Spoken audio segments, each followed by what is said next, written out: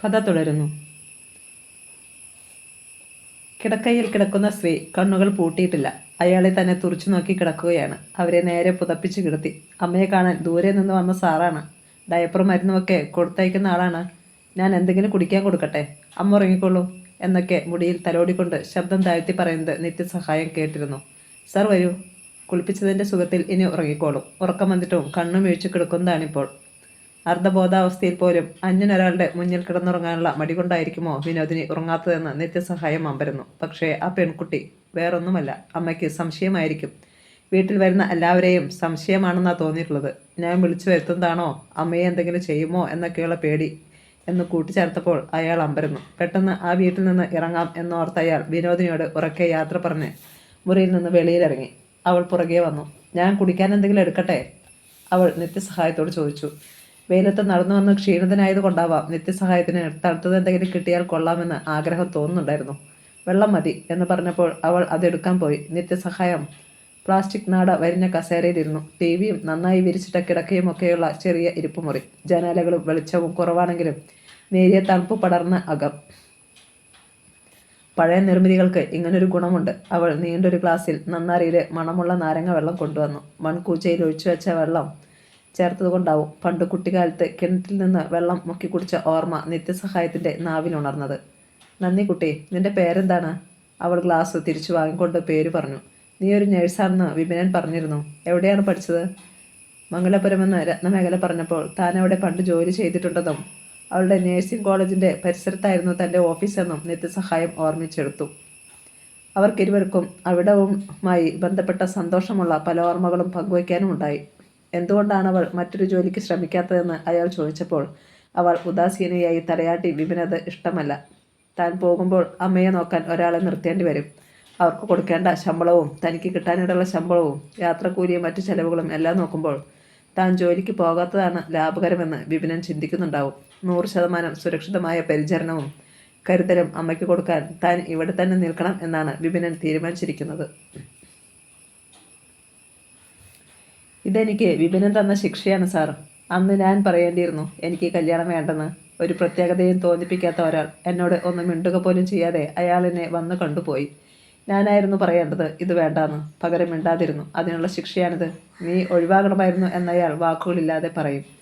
നിത്യസഹായത്തിന് അതിശയം തോന്നി. വാതിൽ തുറക്കുമ്പോൾ മരവിച്ച മുഖവുമായി തന്നെ നോക്കി നിന്ന രത്നമേഖല ഇത്രയും തുറന്ന് സംസാരിക്കുന്നത് മാത്രമല്ല അയാൾക്ക് അത്ഭുതമുണ്ടാക്കിയത്. വലിയ കണ്ണുകളിൽ തളർന്ന ഭാവവുമായി തന്നെ കാണാനെത്തുന്ന വിപിനെ വളരെ സാധുവും ദുർബലനുമായിട്ട് നിത്യസഹായം മനസ്സിലാക്കിയിട്ടുള്ളൂ. ഏറ്റവും അരക്ഷിതനായ ഒരാൾ. അയാൾക്ക് ഇങ്ങനെയും ഒരു മുഖമുണ്ടെന്നത് അതിശയപ്പെടാതെ എങ്ങനെ? നിനക്ക് വീട്ടിലേക്ക് പോയിക്കൂടെ? ടെസ്റ്റ് എന്തെങ്കിലും എഴുതി ഗവൺമെൻറ് ജോലിക്ക് ശ്രമിക്കൂ. അമ്മയുടെ കാര്യം നോക്കാൻ സെർവൻറ്റിനെ വയ്ക്കൂ. നല്ലൊരു തൊഴിൽ പഠിച്ചിട്ട് ഇങ്ങനെ വീട്ടിനുള്ളിൽ കുരുങ്ങരുത്. മ്യൂച്വൽ റെസ്പെക്റ്റ് ഇല്ലാത്ത വിവാഹ ജീവിതം നരകമാണ് കുട്ടി. നീ അടിമയെപ്പോലെ വഴങ്ങി കൊടുക്കുകയല്ല വേണ്ടത്. ഉടമയാവൂ. പകുതിയിലെങ്കിലും ഉടമസ്ഥയാവൂ. രത്നമേഖല ചൂരും ചാരി നിന്ന് കിതച്ചു. അവളുടെ മുഖം തുടുത്തു. പോവാനിടമില്ലാത്തവളുടെ നിസ്സഹായത അവളെ ഉരുക്കി. തിരിച്ചു പോകൂ എന്ന പരിമളവും അവളെ ഉപദേശിക്കാറുണ്ട്. പക്ഷേ എങ്ങനെ പോകാനാണ്? പഠിപ്പിച്ചതിൻ്റെ കടം തീരും മുമ്പായിരുന്നു അവളുടെ കല്യാണം. അതിൻ്റെ കടം വേറെ. ആശുപത്രിയിലായിരുന്ന സമയത്ത് അവളുടെ ജാതകദോഷം കൊണ്ടാണ് ഇതൊക്കെ സംഭവിച്ചതെന്ന് ആരോപിച്ച് വിപിനൻ്റെ വീട്ടുകാരിൽ ചിലർ രത്നമേഖലയുടെ അച്ഛനെ വാക്കുകൾ കൊണ്ട് ആക്രമിച്ചു. അയാൾ പാവം. പുതിയ ബന്ധുക്കാരി സ്ത്രീക്ക് സുഖമില്ലെന്നറിഞ്ഞ് ഓറഞ്ച് പൊതിയുമായി വന്നതായിരുന്നു. ഉദ്യോഗസ്ഥനും തറവാടിയുമായ പയ്യനെ കിട്ടാൻ നിങ്ങൾ അവളുടെ ജാതകം തിരുത്തി കെട്ടാച്ചരക്കിനെ വിപിനൻ്റെ തലയിലാക്കി. അതിൻ്റെ ദോഷം പാവം വിനോദിനി അനുഭവിക്കുന്നു. ദൈവം പോലും പൊറുക്കാത്ത ചതി. ഇത്തരം ആരോപണങ്ങൾ ഒന്നിനു പിറകെ ഒന്നായി വന്നപ്പോൾ അയാളും കൂടെ വന്നവരും തളർന്നുപോയി. ആദ്യത്തെ പതർച്ചയ്ക്ക് ശേഷം അവർ സംഘം ചേർന്ന് തിരിച്ചാക്രമിക്കാതിരുന്നില്ല. അമ്മ ആശുപത്രിയിൽ കിടന്ന ആദ്യ നാളുകളിൽ ഇതൊരു തുടർക്കഥയായിരുന്നു. വിപിനും ലജ്ജയില്ലാതെ അവളുടെ വീട്ടുകാർക്കു നേരെ വാക്ശരങ്ങളെയ്തു.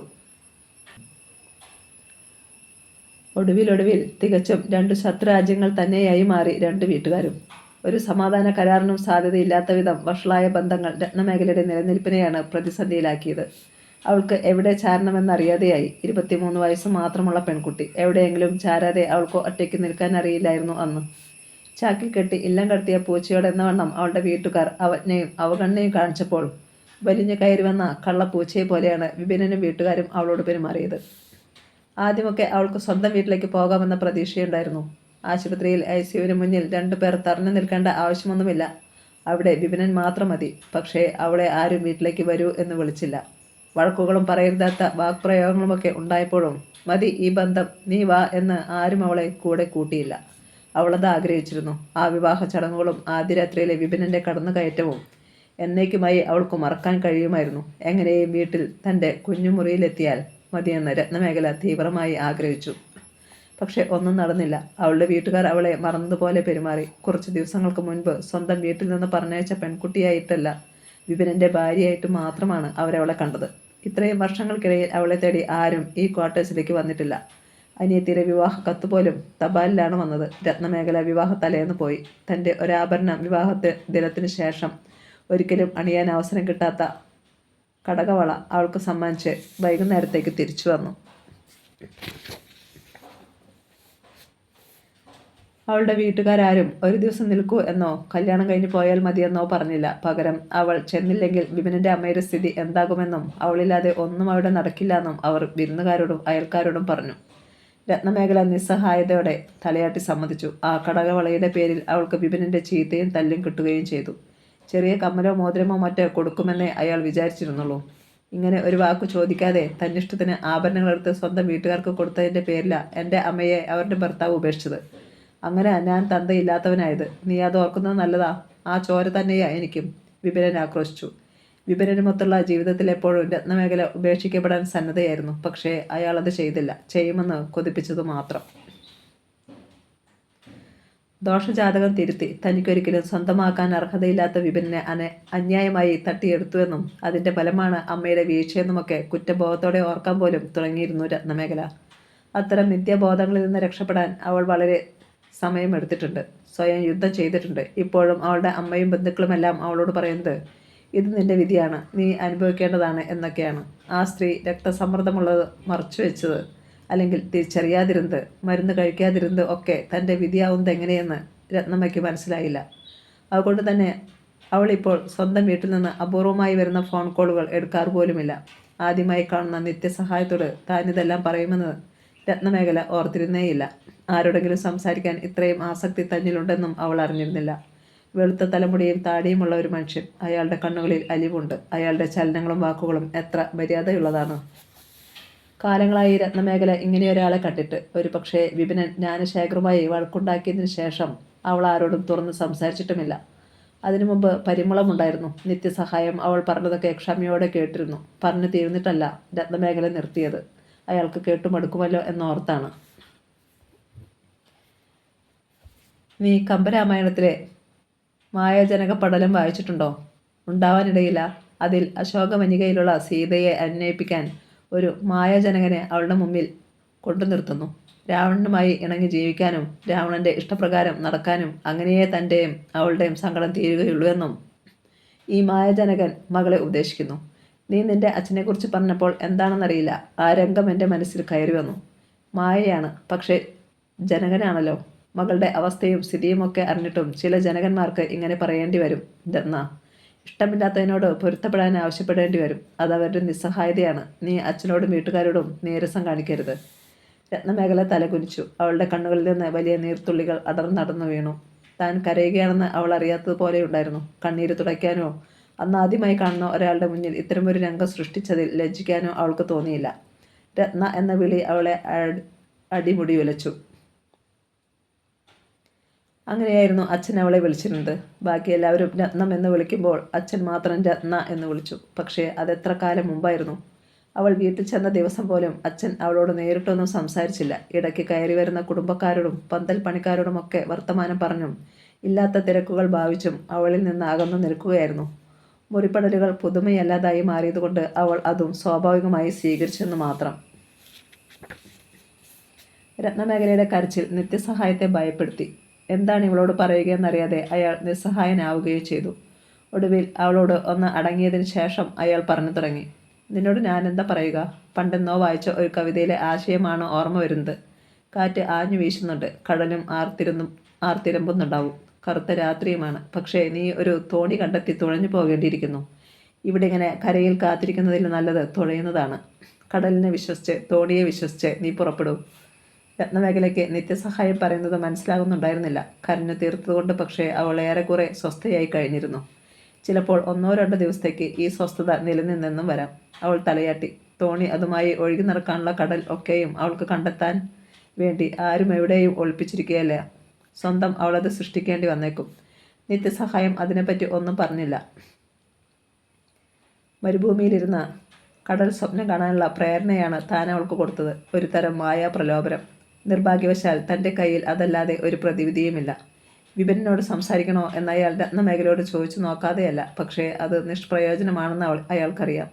വിപിനൻ ആയതെന്താണോ അതിൽ നിന്ന് മറ്റൊന്നിലേക്ക് മാറാൻ സാധ്യതകളില്ല. എന്നും അവൻ ഇങ്ങനെ തന്നെയായിരിക്കും. നിത്യസഹായം പുറത്തിറങ്ങുമ്പോൾ നട്ടുച്ചയായിരുന്നു.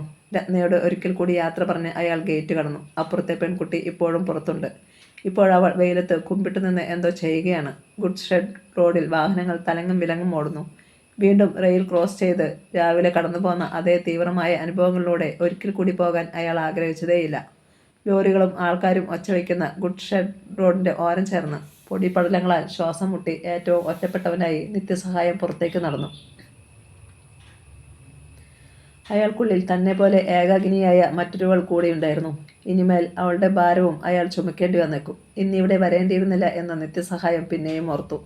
ഒരിക്കലും താൻ സ്വസ്ഥതയുടെ താഴ്വരകളിലെ താനിടയില്ല. ഇതുപോലെ തിരക്കും പൊടിയും നിറഞ്ഞ ബഹളം പിടിച്ച വഴികളിലൂടെ മരണം വരെ നടക്കുകയാവും എന്നും തൻ്റെ വിധി. മേരി പ്രീത താനറിയാത്ത സ്വാസ്ഥ്യം അറിയുന്നു, രുചിക്കുന്നു. മനസ്സിനിളക്കമില്ലെങ്കിൽ ലോകത്തിനും ഇളക്കമില്ലെന്ന് തിരിച്ചറിയാൻ നിത്യസഹായത്തിന് ഇനിയും ഏറെ ക്ലേശിക്കേണ്ടി വരും. അയാളുടെ മനസ്സ് സദാ ഇളകി മറിയുന്നു. അതുകൊണ്ട് തന്നെ അയാളുടെ ലോകം എപ്പോഴും ഒരു ആകാശ ഊഞ്ഞാലിലെന്ന പോലെ ശക്തമായി കറങ്ങിത്തിരിയുന്നു. പച്ചപ്പും പൂക്കളും നിറഞ്ഞ ഏതോ സ്വസ്ഥമായൊരിടത്ത് നിശബ്ദയായിരിക്കുന്ന മേരി പ്രീതയോട് അയാൾക്ക് അസൂയ തോന്നാൻ തുടങ്ങി. ഈ റോഡിനടുത്ത് തൊട്ടിൽ പാളയത്തായിരുന്നു മരതകത്തിൻ്റെ വീട്. സ്വന്തമായി മാന്തോപ്പുകളും കരിമ്പിൻ തോട്ടുകളുമൊക്കെയുള്ള സാമാന്യ നല്ല സ്ഥിതിയുള്ള കുടുംബം. മരതകം 9ാം ക്ലാസ്സിൽ പഠിക്കുമ്പോഴാണ് മുനിയപ്പനൊപ്പം ഓടിപ്പോയി തിരുട്ട് കല്യാണം കഴിച്ചത്. അവൾ സ്കൂളിൽ പോയിരുന്നത് ട്രെയിൻ കയറിയിട്ടാണ്. ഹൈസ്കൂൾ ഈ റോഡേയുള്ളൂ. മുനിയപ്പനുമായി അടുപ്പത്തുടങ്ങിയത് റെയിൽവേ സ്റ്റേഷനിൽ വെച്ചായിരുന്നു. അയാൾ അങ്ങോട്ട് മാറ്റം കിട്ടി വന്ന അന്നു മുതൽ ആരംഭിച്ച കാതൽ. അധികം വൈകാതെ പഠിത്തവും വീടുമൊക്കെ ഉപേക്ഷിച്ച് അവൾ അയാൾക്കൊപ്പം ഒളിച്ചോടി. സ്കൂൾ ബാഗിനുള്ളിൽ അമ്മയുടെ 2 പുടവകളും എടുക്കാൻ പറ്റിയ പണ്ടങ്ങളും ഒളിപ്പിച്ച് സാധാരണ പോലെ വീട്ടിൽ നിന്നിറങ്ങി. ആരുടെയും ശ്രദ്ധയിൽപ്പെടാത്ത വിധം എതിർദിശയിലേക്കുള്ള ട്രെയിനിൽ പരസ്പരം അറിയാത്തവരെ പോലെ വേറെ വേറെ കമ്പാർട്ട്മെൻറ്റുകളിൽ കയറി അവർ പാലക്കാടെത്തി. ഓരോ സ്റ്റേഷനിൽ വണ്ടി നിർത്തുമ്പോഴും മുനിയപ്പൻ അവളിരുന്ന ലേഡീസ് കമ്പാർട്ട്മെൻറ്റിൻ്റെ ജനാലിക്കൽ വന്ന് അലിവോടെ അവളെ നോക്കി നിന്നു. 13 സ്റ്റേഷനുകൾ കടന്ന് വണ്ടി പാലക്കാട്ടെത്തുമ്പോഴൊക്കെ ഇടയ്ക്കൊരിക്കൽ ഔട്ടറിൽ നിർത്തിയപ്പോൾ ഓടി വന്ന തർക്കം 14 തവണ അയാൾ അവളുടെ അടുത്തെത്തി. മുനിയപ്പൻ്റെ കണ്ണുകളിൽ ഒതുങ്ങാതെ നിറഞ്ഞു തുളുമ്പി പതയുന്ന പ്രണയം മാത്രം മതി തനിക്കിനിയെന്ന് ആ 3.5 മണിക്കൂർ യാത്രക്കിടയിൽ മരതക ഉറപ്പിച്ചു. എല്ലാ കുറ്റബോധവും കാറ്റിൽ പറത്തി വിട്ടിട്ടാണ് അവൾ പാലക്കാട് ജംഗ്ഷനിൽ വണ്ടി ഇറങ്ങിയത്. ജീവിതത്തിലെ ഏറ്റവും വിഡ്ഢിത്തം നിറഞ്ഞ തീരുമാനമെന്ന് പിന്നീട് മരതകം തൻ്റെ ആ ഒളിച്ചോട്ടത്തെക്കുറിച്ച് ഓർത്ത് ഖേദിച്ചിട്ടുണ്ട്. സിനിമകളിൽ കണ്ട കാതലായിരുന്നില്ല ജീവിതമെന്ന് വളരെ പെട്ടെന്ന് അവൾ തിരിച്ചറിഞ്ഞു. സ്കൂളിലെ മിടുക്കിയായ വിദ്യാർത്ഥിനിയായിരുന്നു. പഠിച്ച് വലിയ സ്ഥാനത്തെത്തുമെന്ന് അധ്യാപകർ പ്രോത്സാഹിപ്പിച്ചിരുന്നു. പക്ഷേ മുനിയപ്പനുമൊത്തുള്ള ജീവിതം അവളെ ആഴങ്ങളിലേക്ക് ചവിട്ടിത്താഴ്ത്തി. എഴുന്നേറ്റ് നിൽക്കാൻ ശ്രമിച്ചപ്പോഴൊക്കെ അയാൾ പിന്നെയും വീഴ്ത്തി. ആ 24 വർഷവും അവൾക്ക് ഇത്തരമൊരു അഭ്യാസമായിരുന്നു. ഓരോ വീഴ്ചയിലും കൂടുതൽ കൂടുതൽ പരിക്കുകൾ പറ്റിക്കൊണ്ടിരുന്നു. 2 ഭാഗത്തും മെടഞ്ഞ് നീല റിബൺ കൊണ്ട് മടക്കിക്കെട്ടിയ തലമുടിയും നീല നിറമുള്ള പാവാടയും ജാക്കറ്റും വെള്ള ധാവണിയും എടുത്ത് ചെറിയ റെയിൽവേ സ്റ്റേഷനിൽ പാസഞ്ചർ ട്രെയിൻ നേരം വൈകുന്നതിൽ വെപ്രാളപ്പെട്ട് കാത്തിരുന്ന പെൺകുട്ടിയായിരുന്നു ഒരിക്കൽ താനെന്നത് അവളെ എല്ലാ കാലത്തും വേദനിപ്പിക്കുമായിരുന്നു.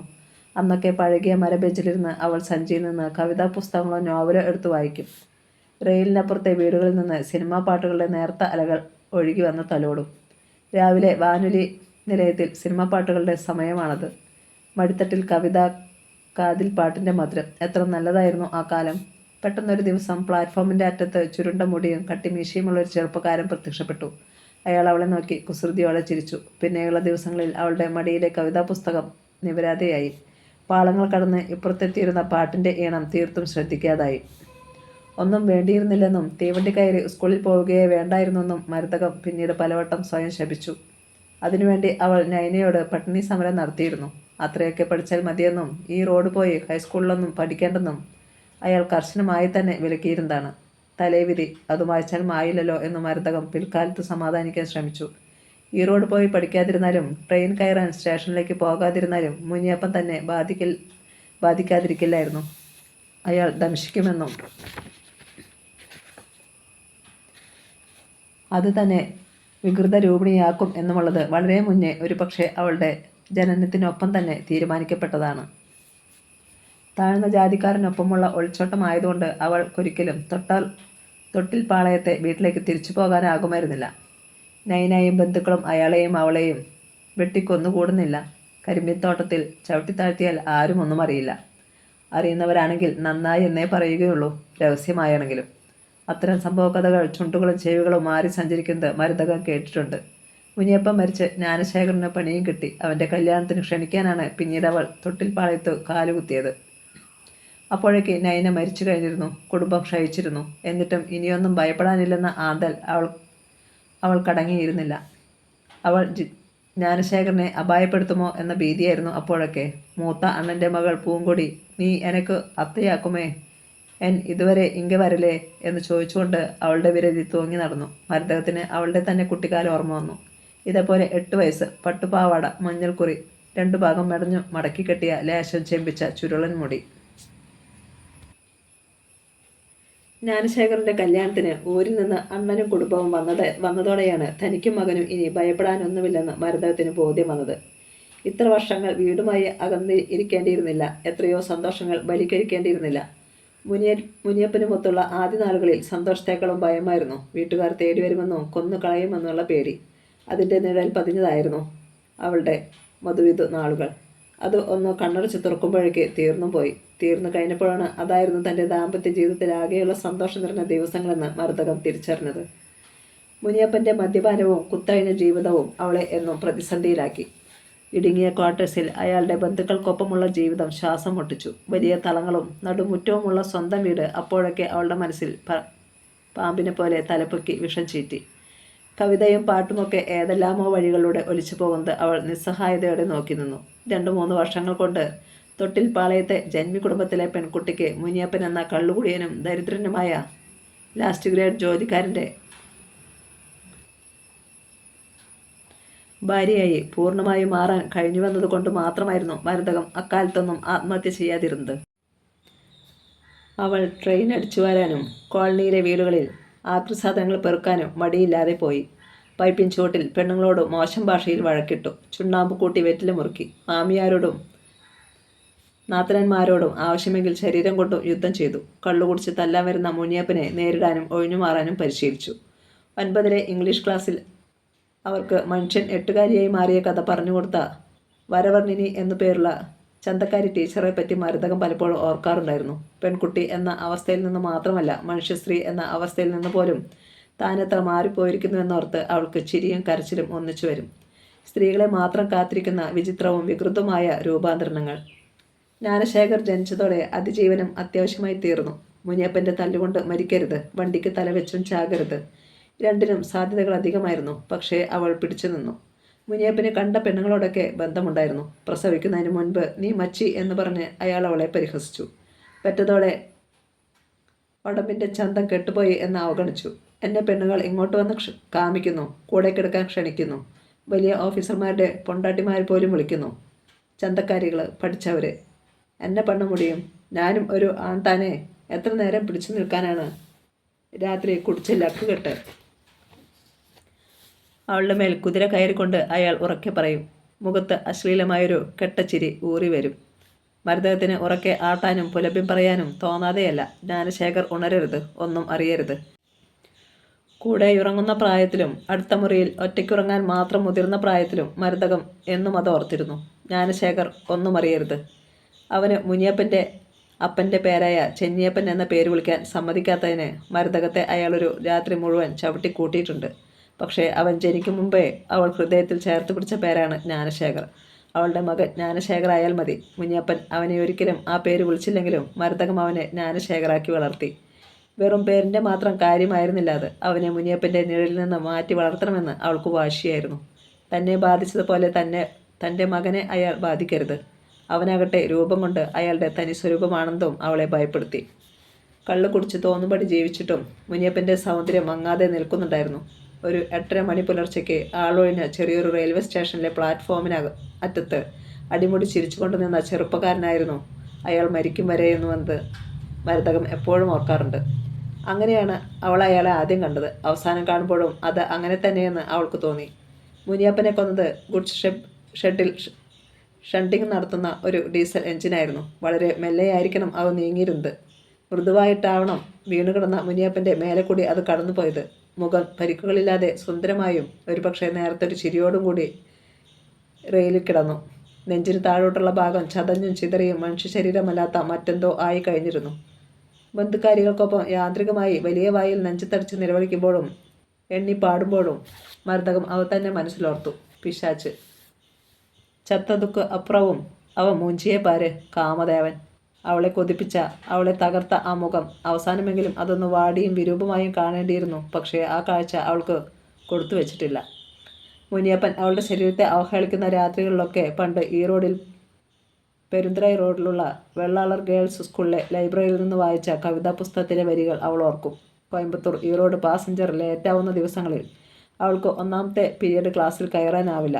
ഇടയ്ക്ക് വെച്ച് ചെന്ന് കയറിയാൽ ക്ലാസ് ടീച്ചർ ചീത്ത വിളിക്കും. അവൾ അത്തരം ദിവസങ്ങളിൽ ആരുടെയും ശ്രദ്ധയിൽപ്പെടാതെ ഗ്രൗണ്ടിനടുത്തുള്ള ലൈബ്രറിയിൽ ചെന്നിരിക്കുകയായിരുന്നു പതിവ്. നീണ്ടു മെലിഞ്ഞ ലൈബ്രറിയുടെ മുന്നിലെ മേശമേൽ പലതരം പുസ്തകങ്ങളുണ്ടാവും. മിണ്ടാതെ അതിലൊന്നെടുത്ത് വായിച്ചു കൊണ്ടിരിക്കാം. അത്തരമൊരു ദിവസം കണ്ട ബൈൻഡ് ഇളകിപ്പോയ പഴയൊരു പുസ്തകത്തിലെ വരികളായിരുന്നു.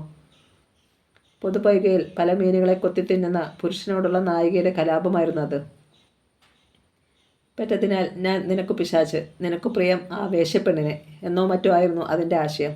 അന്ന് മരതകത്തിന് അതിൻ്റെ അർത്ഥമൊന്നും മനസ്സിലായില്ല. പക്ഷേ ആ വരികൾ അതിലെ സങ്കടം കൊണ്ടോ അതിൻ്റെ ഭംഗി കൊണ്ടോ അവളുടെ മനസ്സിൽ പറ്റിപ്പിടിച്ചു നിന്നു. പിൽക്കാല ജീവിതത്തിൽ താനത് പലവട്ടം ഓർമ്മിക്കുമെന്നോ പരസ്ത്രീബന്ധമുള്ള നായകനോട് പ്രണയവും പരിഭവവും കാണിക്കുന്ന നായികയുടെ വിഷാദമധുരമായ കവിതയായല്ല അതിനി താൻ അനുഭവിക്കാനിരിക്കുന്നതെന്നോ മരതകത്തിന് അറിയില്ലായിരുന്നെന്ന് മാത്രം. മുനിയപ്പൻ്റെ മരണത്തിന് ശേഷം എല്ലാം മാറി മറിഞ്ഞു. പൈപ്പിൽ നിന്ന് മഴക്കാലത്ത് വരുന്ന വെള്ളം പോലെയായിരുന്നു അത്. കലങ്ങിയ വെള്ളം വലിയ അണ്ടാവുകളിൽ പിടിച്ചു വെച്ചാൽ രാവിലത്തേക്ക് ഊറിത്തെളിഞ്ഞ വെള്ളമാവും. അതുപോലെ അവളുടെയും ജ്ഞാനശേഖരൻ്റെയും ജീവിതം ഊറിത്തെളിഞ്ഞു. അഴുക്കുകളെല്ലാം അടിയിലടിഞ്ഞ് ആരും കാണാതെ കിടന്നു. മുനിയപ്പൻ പതിവിലും അധികം കുടിച്ച ആ രാത്രിയും പതിവില്ലാതെ രാത്രി ഗുഡ്സ് ഷെഡിൽ എത്തിയ ട്രെയിനും ഷണ്ടിങ്ങിന് അഴിച്ചെടുത്ത എഞ്ചിനുമെല്ലാം അവളോട് ചെയ്തത് കോടി പുണ്യം കിട്ടുന്ന ഉപകാരമാണ്. കവിതയും പാട്ടും യാത്രകളും പൂച്ചെടികളുമെല്ലാം അവൾക്കരികിലേക്ക് തിരിച്ചു വന്നു. അനുസരിക്കാൻ ശാസനകളോ തുടച്ചു നീക്കാൻ മാലിന്യങ്ങളോ ഇല്ലാത്ത സ്വച്ഛമായ ദിനങ്ങൾ. നല്ല പുടവ ചുറ്റുമ്പോഴോ മുഖവും മുടിയും മിനുക്കി വയ്ക്കുമ്പോഴൊക്കെ തനിക്ക് 40 വയസ്സേ ആയിട്ടുള്ളൂ എന്നവളുടെ ശരീരം തെളിച്ചത്തോടെ പറയാൻ പോലും തുടങ്ങി. 24 വർഷങ്ങൾ ദാമ്പത്യത്തിൻ്റെ കോൺക്രീറ്റ് മിക്സറിലിട്ട് ഉരുട്ടിക്കുഴച്ചെടുത്ത അതേ ശരീരം. പരിമളം വന്നതോടെ എല്ലാം കുറച്ചുകൂടി സുന്ദരമായെന്ന് തോന്നിപ്പിച്ചു. പക്ഷേ തോന്നലുകളെല്ലാം തോന്നലുകൾ മാത്രമാണ്. അവയൊരിക്കലും യാഥാർത്ഥ്യമാവുകയില്ല എന്ന് മരതകത്തിന് മനസ്സിലായി തുടങ്ങി. പരിമളത്തിൻ്റെയും ജ്ഞാനശേഖരൻ്റെയും ജീവിതത്തിലെ വിള്ളലുകൾ അദൃശ്യമായിരുന്നിട്ടുകൂടി അവൾക്ക് തൊട്ടറിയാൻ കഴിഞ്ഞു. രൂപം കൊണ്ട് മുനിയപ്പനെ പോലെ ആയിരുന്നെങ്കിലും സ്വഭാവത്തിൻ്റെ കാര്യത്തിൽ ജ്ഞാനശേഖർ വ്യത്യസ്തനായിരുന്നു. അവൻ അയാളെപ്പോലെ അമിതമായി സംസാരിക്കുകയോ ഉച്ചത്തിലുള്ള ശബ്ദം കൊണ്ടും ചിരി കൊണ്ടും തൻ്റെ സാന്നിധ്യം എല്ലായിടത്തും അടയാളപ്പെടുത്തുകയോ ചെയ്തില്ല. അവൻ എവിടെയെങ്കിലും ഉണ്ടെന്ന് പോലും ആരും അറിയുകയില്ല, അടുത്തു ചെന്ന് തൊട്ടു നോക്കിയാലോ നേരിട്ട് കണ്ടാലോ അല്ലാതെ. സ്വന്തം സാന്നിധ്യത്തെ ഇത്രത്തോളം അദൃശ്യമാക്കി വയ്ക്കാനുള്ള അവൻ്റെ വ്യഗ്രത മരതകത്തെ അരിശം പിടിപ്പിക്കാറ് പോലുമുണ്ട്. വായ തുറന്ന് എന്തെങ്കിലും മിണ്ടിക്കൂടെ ഇവന്? എന്തെങ്കിലും ചോദിച്ചാൽ മറുപടി മുക്കലും മൂളലും മാത്രം. അവൻ്റെ ശബ്ദങ്ങളെ ആരോ കഴുത്തിന് പിടിച്ച് ഞെരുക്കിക്കളഞ്ഞിരിക്കുന്നു. ആ കണ്ണുകളിൽ ആനന്ദമോ ആത്മവിശ്വാസമോ അല്ല, അകാരണമായ ഭയമാണ് എപ്പോഴും തിളയ്ക്കുന്നത്. മേലുദ്യോഗസ്ഥന്മാർ അവനെ കഠിനമായി ബത്സിക്കാറുണ്ട്. ഒരക്ഷരം മറുപടി പറയാതെ തലകുനിച്ച് കേട്ടുകൊള്ളും. സ്റ്റേഷൻ സൂപ്രണ്ട് മണിസ്വാമിയുടെ വീട്ടിൽ പൈപ്പ് ശരിയാക്കാനും പാല് വാങ്ങിക്കൊടുക്കാനുമൊക്കെ അവനെ വിളിക്കുമ്പോൾ കൂടി മടിയില്ലാതെ പോകും. അതൊന്നും എൻ്റെ ജോലിയല്ല എന്ന് ഉറപ്പിച്ച് പറയാൻ ധൈര്യമില്ലാതെ. ഇങ്ങനെ എന്തോ ആവശ്യപ്പെട്ടതിന് പണ്ട് മുനിയപ്പൻ അന്നത്തെ സൂപ്രണ്ടിനെ അപ്പനെ വിളിച്ചിട്ടുണ്ട്. നിന്റെ തന്ത വാങ്ങിത്തന്ന പണിയല്ലേത്, നിന്റെ വീട്ടുപണി ചെയ്യാൻ എനിക്ക് മനസ്സില്ല എന്ന് ഉറക്കെ പറഞ്ഞത് പൊള്ളാച്ചി പാസഞ്ചർ വരുന്ന സമയത്തായിരുന്നു. പ്ലാറ്റ്ഫോമിലെ ആളുകളെല്ലാം ഉച്ചത്തിലുള്ള വാക്കുകൾ കേട്ട് കൗതുകത്തോടെ ശ്രദ്ധിച്ചു. സൂപ്രണ്ട് ജഗന്നാഥൻ നായർ അപമാനം കൊണ്ട് കഷ്ണങ്ങളായി മുറിഞ്ഞു വീണു. കീഴ് ജീവനക്കാരൻ്റെ അനുസരണക്കേട്, ധിക്കാരം, അച്ചടക്കമില്ലായ്മ ഇവയെക്കുറിച്ച് 17 പേജുള്ള പരാതിയാണ് സൂപ്രണ്ട് അന്ന് ഡിവിഷൻ ഓഫീസിലേക്ക് അയച്ചത്. 28 ദിവസം മുനിയപ്പൻ സസ്പെൻഷനിലാവുകയും ചെയ്തു. പിന്നെ മസ്തൂർ യൂണിയനൊക്കെ ഇടപെട്ടാണ് അയാളെ തിരിച്ചെടുത്തത്. ആ അപ്പാവിടെ മകനാണല്ലോ ജ്ഞാനശേഖരെന്ന് മരതകം അതിശയിക്കും. ഉറക്കം ഞെട്ടി ഭയന്ന് വിറച്ചു കഴിഞ്ഞ രാത്രികളും വീട്ടിലെ ബഹളങ്ങളും അപ്പയുടെ ഉദ്യതമായ സാന്നിധ്യവും അവൻ്റെ ആത്മവിശ്വാസത്തെ എന്നേക്കുമായെന്നോണം ഊറ്റിക്കളഞ്ഞിരുന്നു. അത് തിരിച്ചറിഞ്ഞപ്പോഴാണ് മരതക അവനെ കൊണ്ട് കല്യാണം കഴിപ്പിച്ചത്. വിവാഹം പലതിനും ഒരു പ്രതിവിധിയാണ്. ജ്ഞാനശേഖരന് ഭരിക്കാനും ഭയപ്പെടുത്താനും തട്ടിക്കളിക്കാനും വേണമെങ്കിൽ അടിക്കാനും ഒരു കളിപ്പാവയെ വാങ്ങിക്കൊടുക്കുന്നത് പോലെയായിരുന്നു അത്. തനിക്ക് താഴെ ഒരാളുണ്ടാവുമ്പോൾ അതിനെ നിയന്ത്രിച്ചും പേടിപ്പിച്ചും പോയ ആത്മവിശ്വാസം വീണ്ടെടുക്കാമെന്ന വിചിത്രമായ കളി. മരതകത്തിന് അതറിയാൻ മനഃശാസ്ത്രമൊന്നും പഠിക്കേണ്ട ആവശ്യമില്ല. പിന്നെ അവർക്ക് കുഞ്ഞുങ്ങളുണ്ടാകും. ജ്ഞാനശേഖർ കുടുംബനാഥനാവും. അയാളെ ഭയപ്പെടാനും അനുസരിക്കാനും കൂടുതൽ ആളുകളുണ്ടാവുകയാണ്. സമ്പാദിച്ചു കൊണ്ടുവരുന്നവൻ, കുടുംബം നോക്കുന്നവൻ എന്ന നിലയിൽ ജ്ഞാനശേഖർ വീട്ടിലെ കൺകണ്ട ദൈവത്തെ പോലാവും. സമ്പാദിച്ചതൊന്നും വീട്ടിലെത്തിച്ചില്ലെങ്കിലും കുടുംബം വേണ്ടവിധം നോക്കിയിട്ടില്ലെങ്കിലും മുനിയപ്പനെ 24 വർഷം സഹിച്ചവളാണ് മരുതകം. താലി കെട്ടിയ പുരുഷൻ പയ്യനുടെ അപ്പ എന്ന പരിഗണനകൾ മാത്രം വെച്ച് അപ്പോൾ ജ്ഞാനശേഖരന് ബഹുമാനവും സ്നേഹവും എത്രയോ ഇരട്ടി കിട്ടേണ്ടതാണ്. അവൻ അമിതമായി കള്ളു കുടിക്കില്ല. കെട്ടപ്പഴക്കങ്ങളൊന്നുമില്ല. കിട്ടുന്നത് അതേപടി അമ്മയെ ഏൽപ്പിക്കുന്നുമുണ്ട്. ഇത്തരം ലളിതമായ യുക്തികളായിരുന്നു മരതകത്തെ പളനിക്കടുത്തുള്ള ബാലസമുദ്രത്തിൽ നിന്ന് പരിമളത്തെ കണ്ടെത്താൻ സഹായിച്ചത്. ചിന്നപ്പൊണ്ണ് പാത്താലേ പാവമാണെന്ന് തോന്നും. വായിൽ കൈയിട്ടാൽ പോലും കടിക്കില്ലെന്ന മട്ട്. കാഴ്ചയ്ക്ക് നല്ലത്. അത്യാവശ്യം പാത്രവും പണ്ടവുമൊക്കെ തരാൻ പറ്റുന്ന കുടുംബവും. ജ്ഞാനശേഖരന് 100ക്കും 100 മാച്ചെന്ന് മരതകം സന്തോഷിച്ചു. പക്ഷേ പരസ്പരം ചേരാത്ത എഞ്ചിനും കമ്പാർട്ട്മെൻറ്റും പോലെയാണവർ ഇരുവരുമെന്ന് മരതകത്തിന് അധികം കഴിയാതെ അംഗീകരിക്കേണ്ടി വന്നു. എത്ര ശ്രമിച്ചിട്ടും എഞ്ചിൻ്റെ കൊളുത്തുകളും വാഗണിൻ്റെ കൊളുത്തുകളും ചേരാത്തതുകൊണ്ട് ഒന്നിച്ച് മുന്നോട്ട് പോകാനും സാധിക്കുന്നില്ല. കുറേ കാലം പരസ്പരം ചേർത്ത് വയ്ക്കാനുള്ള ശ്രമങ്ങളൊക്കെ നടത്തി നോക്കാതിരുന്നില്ല മരതകം. അതവളുടെ ഉത്തരവാദിത്തവുമാണല്ലോ. പിന്നീട് അത് ഉപേക്ഷിച്ചു. ഏതുവിധവും ഒരു കുളന്തയുണ്ടായാൽ എല്ലാം മാറുമെന്നും നന്നാവുമെന്നും അവൾ വിശ്വസിക്കാൻ തുടങ്ങി. ഒളിഞ്ഞും തെളിഞ്ഞും അതിനെക്കുറിച്ച് പറഞ്ഞും രണ്ടുപേരെയും പരമാവധി ഒറ്റയ്ക്കാക്കിയും അതൊന്നും മേശുന്നില്ല എന്ന് തോന്നിയപ്പോൾ കുത്തുവാക്കുകൾ കൊണ്ടും അവൾ പ്രകോപിപ്പിച്ചു നോക്കി. ദൈവങ്ങൾക്ക് നിരന്തരം കൈക്കൂലി കൊടുക്കുകയും ഉത്സവങ്ങൾക്കും തേരുകൾക്കും പരിമളത്തെയും കൊണ്ട് പോവുകയും ചെയ്തു. ദൈവങ്ങളുടെ വിശേഷ ദിവസങ്ങൾ നോക്കി അവിടേക്ക് മുടങ്ങാതെ ഹാജർ വെച്ചു. ഹനുമാൻ കോവിലിൽ ശനിക്കളം, മാരിയമ്മൻ കോവിലിൽ ചൊവ്വ, വടക്കന്തറക്കാവിൽ വ്യാഴം എന്നിങ്ങനെ ഒന്നിരവട്ട ദിവസങ്ങളിൽ ഉടുത്തൊരുങ്ങി പോകുമ്പോൾ അതിൻ്റെ ഉല്ലാസങ്ങൾ നുകരുമ്പോൾ പരിമളം ഉടനെയൊന്നും ഗർഭിണിയാവണ്ട എന്നൊരു തലത്തിരിഞ്ഞ ആലോചന പോലും അവർക്കുണ്ടായിട്ടുണ്ട്. അടുത്ത നിമിഷം ഇരു കവിളും അടിച്ചും നിന്ന നിൽപ്പിൽ 100 ഏത്തമിട്ടും അവൾ അതിന് പ്രായശ്ചിത്തം ചെയ്തെങ്കിലും അങ്ങനൊരു തോന്നൽ അവൾക്കുണ്ടായെന്നത് സത്യമായിരുന്നു. ഇത്തരം യാത്രകൾ പരിമളത്തിന് മുൻപിൽ യജമാനത്തിയെ പോലുള്ള നടപ്പ്, അതൊന്നും എത്രയോ വർഷമായി അവളുടെ ജീവിതത്തിൽ ഇല്ലാത്തതായിരുന്നു. സ്വന്തം ഇഷ്ടത്തിനും തീരുമാനത്തിനും അനുസരിച്ച് ഇപ്പോഴവൾക്ക് പുറത്തു പോകാം. പരിമളത്തെ കൂടെ കൊണ്ടുപോകാം. ഇറങ്ങ് എന്ന് കൽപ്പിച്ചാൽ മാത്രം മതി. അവൾ വാലാട്ടി പിന്നാലെ വരും.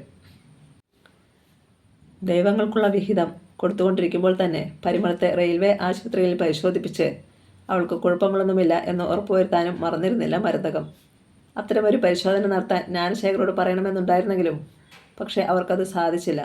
അവനെ അത് മുറിപ്പെടുത്തുമെന്നും നിർഭാഗ്യവശാൽ എന്തെങ്കിലും കുഴപ്പമുണ്ടെങ്കിൽ അവൻ ഇനിയൊരിക്കലും എഴുന്നേൽക്കാനാവാത്ത വിധം വീണടിയുമെന്നും അവർ ഭയന്നു. പുരുഷന്മാരുടെ അഹന്തയും തൻ്റെ ഇടവുമൊക്കെ ഇത്തരം ചെറിയ കാര്യങ്ങളാണ് ഉറപ്പിച്ചിരിക്കുന്നതെന്ന് മരതകത്തിന് മനസ്സിലായിട്ടുണ്ട്. ഒന്ന് ഓതിയാൽ മതി, ഒക്കെ ചെറുപുറേ പറന്നു പോകും. മരിക്കുന്നതിന് കുറച്ചുനാൾ മുമ്പ് തൻ്റെ മേൽ കാമം തീർക്കുകയും അത്തരം സമയങ്ങളിൽ പതിവുള്ളതുപോലെ അന്തപ്പെണ്ണോടെ മൂല മറ്റവളുടെ പിന്നഴക് എന്നെല്ലാം ലഹരിക്കൊള്ളുകയും നീ വെറും പുണ്ണാക്ക് ശവം എന്ന് ശപിക്കുകയും ചെയ്ത മുനിയപ്പനോട് എതുക്ക് ഇന്ത മുടിയാത്ത വേല, നിന്നെക്കൊണ്ട് എന്നെ സന്തോഷിപ്പിക്കാൻ കഴിയുന്നില്ലല്ലോ, നിന്റെ സാധനം നേരെ എണീക്കുന്നു പോലുമില്ലല്ലോ എന്ന് പറഞ്ഞതോടെ അയാൾ തളർന്നു പോയത് മരതകം ഓർക്കാറുണ്ട്. അതിനുശേഷവും അയാളുടെ മർദ്ദനങ്ങൾക്കും പീഡനങ്ങൾക്കുമൊന്നും ഒരു കുറവും വന്നിട്ടില്ല. പക്ഷേ അടിച്ചും തൊഴിച്ചും അവശയാക്കിയ ശേഷം പതിവുണ്ടായിരുന്ന പോലെ പിന്നെ ഒരിക്കലും അവളുടെ മേലെ കയറാൻ അയാൾ ധൈര്യപ്പെട്ടിരുന്നില്ല. ജ്ഞാനശേഖറും ഇടയ്ക്കൊക്കെ കുടിക്കാറുണ്ട്. അപൂർവമായെങ്കിലും പരിമളത്തെ തല്ലാൻ കൈ പൊങ്ങുന്നുണ്ട്. അത്തരം സന്ദർഭങ്ങളിൽ മരതകം നിലവിളിക്കുകയും മകനെ ശപിക്കുകയും ചെയ്യും. അവൻ ആണായി മാറുന്നല്ലോ എന്നോർത്ത് ഉള്ളിൽ സന്തോഷിച്ചുകൊണ്ട് നടത്തുന്ന അഭിനയമാണത്. ഇനിയെങ്കിലും ഒരു കുഞ്ഞ്, ഒരുപാട് മക്കൾ എന്നിടത്തു നിന്ന് ഒരു ആൺകുളന്തയാവത് എന്ന വിട്ടുവീഴ്ചയ്ക്കും മരതകം തയ്യാറായി കഴിഞ്ഞിരുന്നു. തിരഞ്ഞാൽ കിട്ടാത്തതിനെ തിരഞ്ഞു പോകരുത് എന്ന പ്രായോഗിക ജ്ഞാനം എക്കാലത്തും മരതകത്തിനുണ്ടായിരുന്നു. കിട്ടില്ല എന്ന് മനസ്സിലാക്കിയാൽ ആ അന്വേഷണം അവസാനിപ്പിച്ചേക്കുക. ഇരുട്ട് പൊതിഞ്ഞ ദുഷ്കരമായ വഴികളിലൂടെ അതിന് പിന്നാലെ നടക്കരുത്. മുള്ളും മുറിവുകളുമല്ലാതെ ഒന്നും തിരിച്ചു കിട്ടാനില്ലാത്ത അന്വേഷണങ്ങളെല്ലാം അനാവശ്യമാണ്. ഈ തിരിച്ചറിവ് കൊണ്ടാണ് 16 വയസ്സിൽ പാളം തെറ്റിയോടാൻ തുടങ്ങിയ ജീവിതം അവൾ വലിച്ചെറിയാഞ്ഞതും അനിഷ്ടത്തോടെയാണെങ്കിലും ചേർത്തണച്ചതും. പരിമളത്തേറ്റ് ജ്ഞാനശേഖരെ വശപ്പെടുത്താൻ കഴിയുന്നില്ലെന്ന് മരതകം മനസ്സിലാക്കി. ഇനി അതിനുവേണ്ടി ഉത്സാഹിക്കേണ്ടതില്ല. പരിമളത്തെ കൊണ്ട് എടുപ്പിച്ചിരുന്ന വ്രതങ്ങളുടെ കാര്യത്തിൽ അവർ ഉദാസീനയായി. അവളെയും കൂട്ടിയുള്ള ക്ഷേത്ര ദർശനങ്ങൾ ഒഴിവാക്കി. തൊട്ടിപ്പാളയത്ത് നിന്ന് അണ്ണൻ്റെ മകൾ പൂങ്കൊടി കമ്പ്യൂട്ടർ പഠിക്കാൻ വന്നതായിരുന്നു അതിനുള്ള കാരണം. റെയിൽവേ ഡിവിഷണൽ ഓഫീസറിൽ കമ്പ്യൂട്ടർ പണിക്ക് താൽക്കാലികമായി ആളെ എടുക്കുന്നുണ്ട്. പൂങ്കൊടി +2 കഴിഞ്ഞ് വെറുതെ ഇരിക്കുകയാണ്. 3 മാസം കമ്പ്യൂട്ടർ പഠിച്ചാൽ ജോലി കിട്ടും. ഡാറ്റ എൻട്രി 3 മാസത്തേക്കാണ് വേല. നീട്ടി കിട്ടിക്കൊണ്ടിരിക്കും. 10-20,000 രൂപ മാസം സമ്പാദിക്കാം. ക്വാർട്ടേഴ്സുകളിൽ മിക്കതിലും നാട്ടിൽ നിന്നൊക്കെ പെൺകുട്ടികളും ആൺകുട്ടികളും വന്ന് പാർക്കുന്നുണ്ട്. വലിയ ഫീസില്ലാതെ അത്യാവശ്യ കാര്യങ്ങൾ പഠിപ്പിച്ച് സർട്ടിഫിക്കറ്റ് കൊടുക്കുന്ന സ്ഥാപനങ്ങളും നഗരത്തിൽ ധാരാളമുണ്ട്. മരതകം നേരിട്ട് പോയാണ് പൂങ്കൊടിയെ കൊണ്ടുവന്നത്. അവൾ വന്നതോടെ മരതകത്തിൻ്റെ വീട് ഉണർന്നു. ചടുലതയുള്ള പെൺകുട്ടി, എപ്പോഴും കളിയും ചിരിയും പാട്ടും. അവളുടെ അത്ത ചെറുപ്പത്തിലെങ്ങനെയോ അതുപോലെ.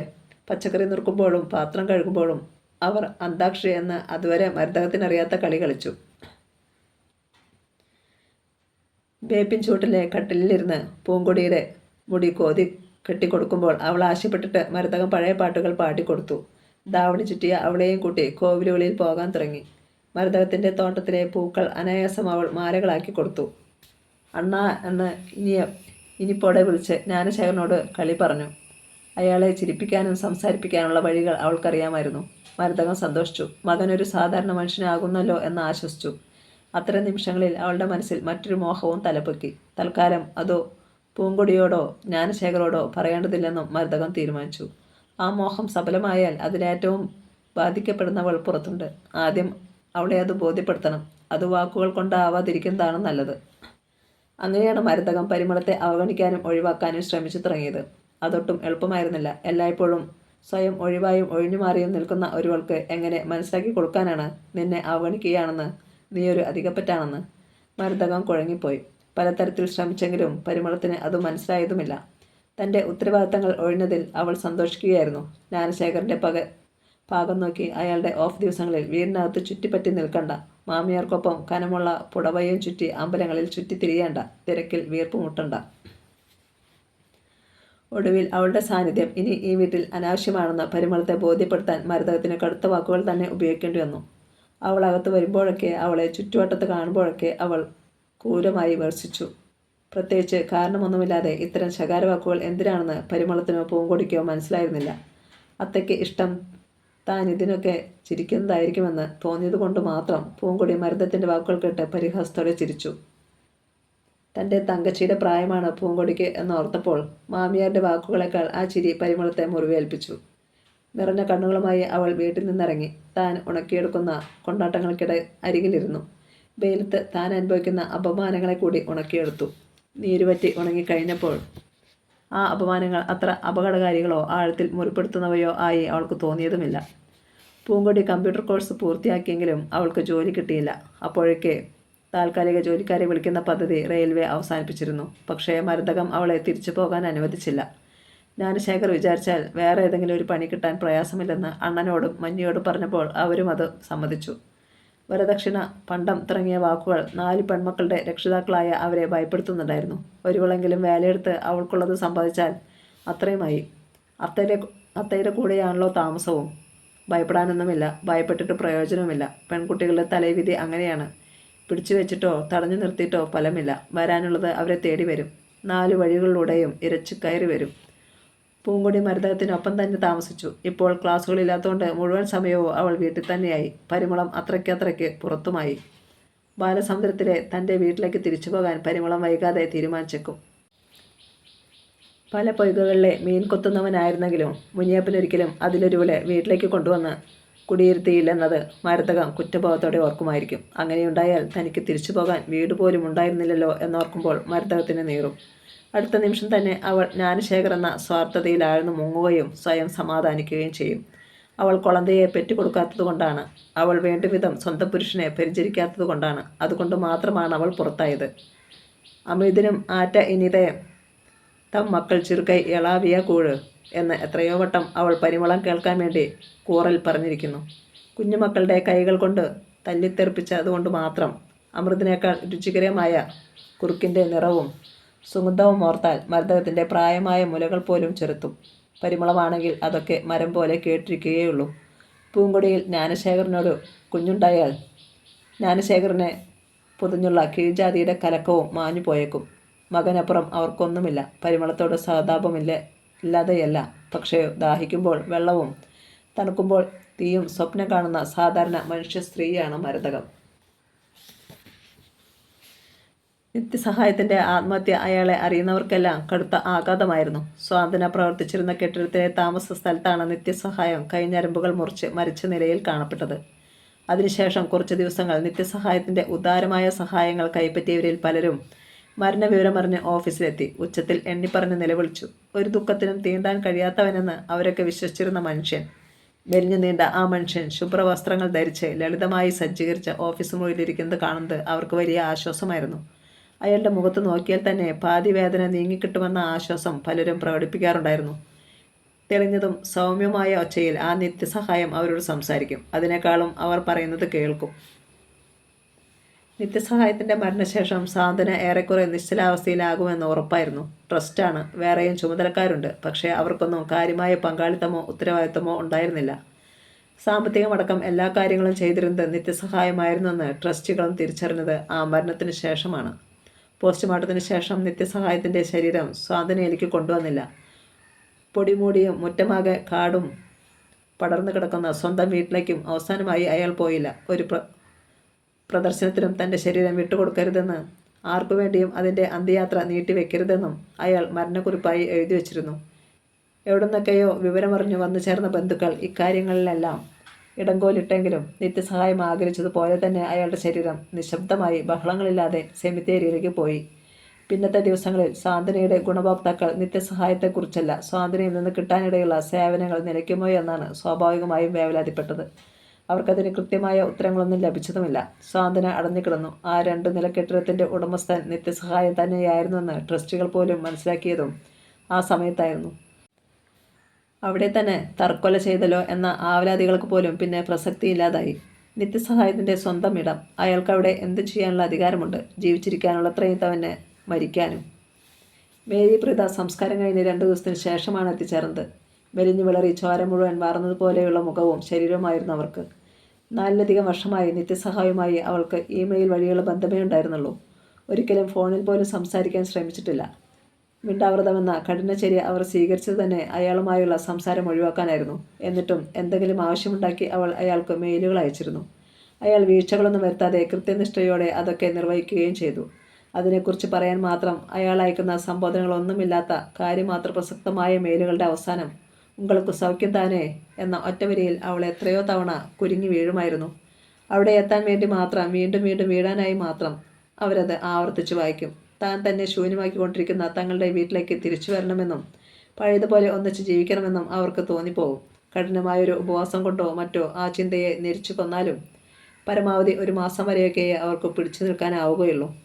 സംബോധനയോ സുഖാന്വേഷണങ്ങളോ ഇല്ലാത്ത ഒരു കത്ത്, ഒറ്റ വായനയിൽ യാന്ത്രികമെന്നും പ്രത്യേക ആവശ്യത്തിനു വേണ്ടി മാത്രം ടൈപ്പ് ചെയ്തതെന്നും തോന്നിപ്പിക്കുന്ന ഒന്ന് അവൾ വീണ്ടും അയാൾക്ക് അയക്കും.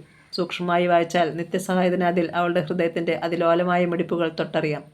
അയാൾ അങ്ങനെ വായിക്കാറുണ്ടായിരുന്നോ എന്ന് മേരി പ്രീത ഇനിയൊരിക്കലും അറിയാൻ പോകുന്നില്ല. പാത്രങ്ങൾ വേണം, മേശ വേണം, ബ്യൂറോവിൽ മടക്കി വച്ചിരിക്കുന്ന തുണിത്തരങ്ങൾ വേണം എന്നൊക്കെ എഴുതുമ്പോഴെല്ലാം എനിക്ക് തിരിച്ചു വരണമെന്നും നമുക്കൊരുമിച്ച് വീണ്ടും ജീവിക്കാൻ ശ്രമിച്ചു തുടങ്ങാമെന്നുമാണ് അവൾ യഥാർത്ഥത്തിൽ പറയാൻ ആഗ്രഹിച്ചിരുന്നത്. എല്ലാ ദുരന്തങ്ങളും സംഭവിച്ചു കഴിഞ്ഞ് അതിലവശേഷിച്ചവർ സ്വയം പഴിച്ചാരുന്നതുപോലെ അന്ന് വെക്കേഷന് ഹിൽ സ്റ്റേഷനിലേക്ക് പോകേണ്ടിയിരുന്നില്ലെന്ന് മേരി പ്രീതയും എത്രയോ വട്ടം ചിന്തിച്ചിരുന്നു. പോയത് കുഴപ്പമില്ല, അന്ന് ആ തടാകക്കരയിലേക്ക് പോകേണ്ടിയിരുന്നില്ല. പോയാലും കുട്ടികളെ ഒറ്റയ്ക്ക് ബോട്ടിങ്ങിന് അനുവദിക്കേണ്ടിയിരുന്നില്ല. പക്ഷേ കുട്ടികൾക്കത് പുതുമയല്ല. ഇത്തരം പിക്നിക്കുകളിലെല്ലാം ബോട്ടിങ്ങും ഉണ്ടെങ്കിൽ അവരത് ഒഴിവാക്കാറുമില്ലായിരുന്നു. അത്രയും അവർ ആസ്വദിക്കുന്ന കാര്യം വേണ്ടെന്ന് വിലക്കാൻ ഒരു കാരണവും ഉണ്ടായിരുന്നില്ല മേരി പ്രീതയ്ക്ക്. ആ യാത്രയോ ബോട്ടിങ്ങോ ഒന്നും നിത്യസഹായത്തിൻ്റെ പ്ലാൻ ആയിരുന്നില്ല. കുട്ടികളായിരുന്നു നിർബന്ധം പിടിച്ചത്. എന്തോ തടസ്സങ്ങൾ നിത്യസഹായം പറഞ്ഞപ്പോൾ മേരി പ്രീതയും കൂടി പിന്തുണച്ചിട്ടാണ് അവർ അങ്ങോട്ട് തന്നെ പോയത്. സ്വാഭാവികമായും അവൾക്ക് നിത്യസഹായത്തെ കുറ്റപ്പെടുത്താനുള്ള ഒരു സാഹചര്യവുമില്ലായിരുന്നു. അതുകൊണ്ട് അവൾ സ്വയം കുറ്റപ്പെടുത്താനാണ് ശ്രമിച്ചത്. ദുരന്തങ്ങളിൽ ആരെയെങ്കിലും പഴിച്ചാരുന്നതോ അങ്ങനെ ആരെയും കിട്ടിയില്ലെങ്കിൽ സ്വയം ശപിക്കുന്നതോ സമ്മർദ്ദങ്ങൾ ഒഴിവാക്കാൻ ഏറ്റവും നല്ല വഴിയാണെന്ന് അവൾക്കറിയാമായിരുന്നു. ആദ്യമൊക്കെ പോയ നാളുകൾ വേനൽ മഴ പെയ്തതിന് പിറ്റേന്നുള്ള തെളിഞ്ഞ പകലെന്നോളം അവളെ തേടി വന്നു. കുട്ടികൾ ജനിച്ചതിന് ശേഷമുള്ള ഓരോ നിമിഷവും അവസാനത്തെ ആ യാത്രയ്ക്കുള്ള ഒരുക്കങ്ങൾക്ക് വേണ്ടി അവർക്കൊപ്പം ഒരു പകൽ മുഴുവൻ ഷോപ്പിങ്ങിന് പോയതും എല്ലാം സംജ്ഞയുടെ ശരീരം 1.5 ദിവസത്തിന് ശേഷമാണ് തടാകത്തിൽ നിന്ന് വീണ്ടെടുത്തത്. അവളുടെ നഖത്തുമ്പുകളിൽ ചെളി തിങ്ങി കയറിയിരുന്നു.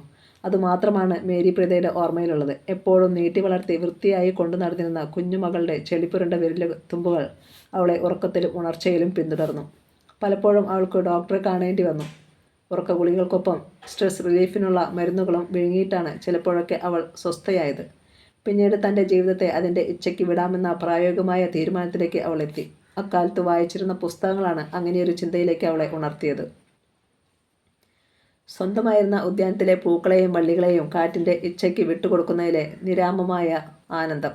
പിന്നീട് അവൾക്ക് മനസ്സുറപ്പോടെ മുന്നോട്ട് പോകാൻ കഴിയുമായിരുന്നു. പക്ഷേ സ്വയം അത്തരം ഒരവസ്ഥയിലെത്തി ഏറെ ദിവസം കഴിയും മുമ്പ് ബാങ്കിലെ ജോലി രാജിവെക്കുന്നുവെന്ന തീരുമാനം നിത്യസഹായം വെളിപ്പെടുത്തിയപ്പോൾ അവൾക്ക് താൻ ഭീകരമായി ഒറ്റപ്പെട്ടതായും വഞ്ചിക്കപ്പെട്ടതായും തോന്നി. അയാൾ സാധാരണ ജീവിതത്തിലേക്ക് മടങ്ങിവരാൻ ഉദ്ദേശിക്കുന്നില്ലെന്ന പ്രഖ്യാപനമായാണ് അവൾ അത് കേട്ടത്. ഞാൻ ചായയെ സ്വപ്നം കാണുന്നു എന്നാണ് കനം തൂങ്ങുന്ന അത്താഴ മേശയിലിരുന്ന് നിത്യസഹായം പറഞ്ഞു തുടങ്ങിയത്. ചായ അവരുടെ മൂത്ത മകളായിരുന്നു. അവളോട് അയാൾക്ക് പ്രിയം കൂടുതലുണ്ടെന്ന് മേരി പ്രീതയ്ക്ക് പലപ്പോഴും തോന്നിയിട്ടുണ്ട്. ചായ ജനിച്ചപ്പോൾ മുതൽ 4 വയസ്സുവരെ അയാൾ ഒപ്പമുണ്ടായിരുന്നു. അവളുടെ വളർച്ചയുടെ പടവുകൾ അയാൾ അടുത്തുനിന്ന് തൊട്ടറിഞ്ഞതുകൊണ്ടായിരിക്കാം അതെന്ന് മേരി പ്രീത വിചാരിക്കാറുമുണ്ട്.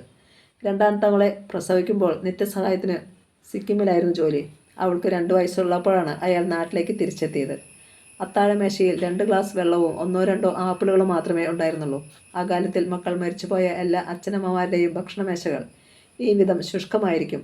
അവിടെ ചെലവഴിക്കുന്ന നിമിഷങ്ങൾ അവർക്ക് താണ്ടാൻ കഴിയാത്ത കടലാണ്. ഒച്ചയും ബഹളങ്ങളും ഉണ്ടായിരുന്ന സമൃദ്ധമായ ഭക്ഷണവേളകളുടെ ഓർമ്മകൾ അവരെ ദ്രവിപ്പിക്കും. അവർ അവിടെ തന്നെ ഉരുകി വീഴും. അന്ന് നിത്യസഹായം 2 വാചകങ്ങൾ മാത്രമാണ് പറഞ്ഞത്. ഞാൻ ചായയെ സ്വപ്നം കാണുന്നുവെന്ന് പറഞ്ഞു കഴിഞ്ഞ് ഞാൻ റിസൈൻ ചെയ്യുകയാണെന്നും. രണ്ടും പരസ്പരമില്ലാത്ത 2 വാചകങ്ങളായാണ് മേരി പ്രീതയുടെ മനസ്സിൽ പതിഞ്ഞത്. അതിനെ എങ്ങനെ ബന്ധിപ്പിക്കുമെന്നറിയാതെ അവളുടെ ഒഴിഞ്ഞ തലച്ചോറ് കുറേയധികം ക്ലേശിച്ചു. നിത്യസഹായം എഴുന്നേറ്റ് പോയി കഴിഞ്ഞിരുന്നു. 3.5 മാസത്തിനു മുമ്പാണ് ആ ദുരന്തമുണ്ടായത്. അതിനുശേഷം മേരി പ്രീത സ്കൂളിൽ പോയിരുന്നില്ല. വീടിനുള്ളിലെ നിശബ്ദതയും ഏകാന്തതയും ഭീകരമായി അലട്ടുന്ന ആ ദിവസങ്ങളിൽ ലീവ് ക്യാൻസൽ ചെയ്ത് സ്കൂളിലേക്ക് പോയാലോ എന്നവൾ ആലോചിച്ചു തുടങ്ങിയിരുന്നു. ദിവസങ്ങളായി അതിനെപ്പറ്റി അയാളോട് പറയാൻ വെമ്പുകയായിരുന്നു അവൾ. എങ്ങനെ പറഞ്ഞു തുടങ്ങണമെന്ന് സംശയമുണ്ടായിരുന്നു. ഞാൻ സ്കൂളിൽ റീജോയിൻ ചെയ്യാൻ പോകുന്നുവെന്ന് പറയുന്നത് താനെല്ലാം മറന്നുവെന്നും ഇനി പഴയ താളത്തിലേക്ക് ജീവിതം മാറുമെന്നും തെറ്റിദ്ധരിപ്പിക്കുമോ എന്നായിരുന്നു അവളുടെ ഏറ്റവും വലിയ ഭീതി. നിത്യസഹായം തെറ്റിദ്ധരിക്കുന്നതല്ല, താൻ സ്വയം അങ്ങനെ വിശ്വസിച്ചു പോകുമോ എന്നാണ് അവൾ പേടിച്ചത്.